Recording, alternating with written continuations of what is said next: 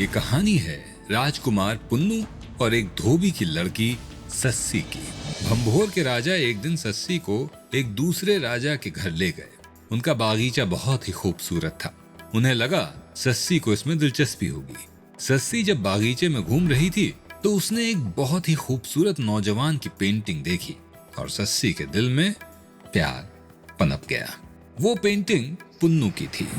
जब पुन्नू को पता चला कि एक बड़ी ही खूबसूरत लड़की का उन पर दिल आ गया है तो उन्होंने उसे खुद देखना चाहा, मगर वो अपनी रॉयल पैदाइश नहीं जाहिर करना चाहते थे।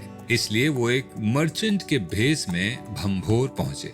वो अपने कपड़े धुलवाने के बहाने से सस्सी के घर आए। सस्सी ने पुन्नू को देखते ही पहचान लिया। पुन्नू ने सस्सी के पिता को मनाने के लिए उन्हें ढेर सारी सोने की अशर्फियां पेश की।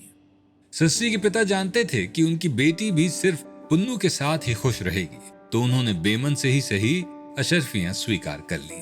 शादी की पहली रात को उमर और तुमर ने अपने भाई को ढेर सारी शराब पिलाई और जब वो बेहोशी की हालत में था उसे एक ऊंट पर लिटाकर अपने घर केच के लिए निकल पड़े। जब सुबह हुई और सस्सी को अपनी देवरों के छल कपट का पता चला तो वो अपने होशो हवास खो बैठी।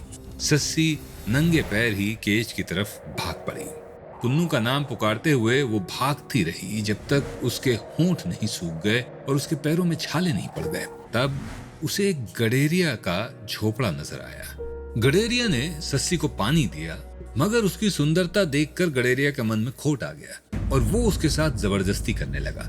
मगर सस्सी किसी तरह वहां से भाग निकली। एक कोने में छुपकर उसने ऊपर वाले से प्रार्थना की कि वो उसकी हिफाजत करे। कहा जाता है कि उसी वक्त जमीन फट पड़ी और सस्सी को अंदर लेने के बाद फिर से जमीन बंद हो गई। सिर्फ सस्सी का दुपट्टा जमीन के बाहर हवा में लहराता रहा। ये देखकर गडेरिया अपने घुटनों पर गिर गया और ऊपर वाले से माफी मांगने लगा। अपने पाप का प्रायश्चित करने के लिए गडेरिया सस्सी की कब्र का रखवाला बन गया।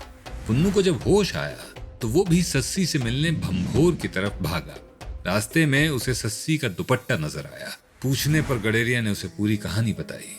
पुन्नू ने भी सस्सी की कब्र के पास बैठकर ऊपर वाले से प्रार्थना की कि उसे उसकी सस्सी के पास भेज दिया जाए। तभी जमीन एक बार फिर से फट गई और पुन्नू को अपने साथ अंदर लेकर वापस एक हो गई। दोनों की कब्र आज भी लसबेला में मौजूद है, जिसे आज भी हजारों देखने आते हैं और सस्सी पुन्नू की इस प्रेम कहानी को याद करते हैं।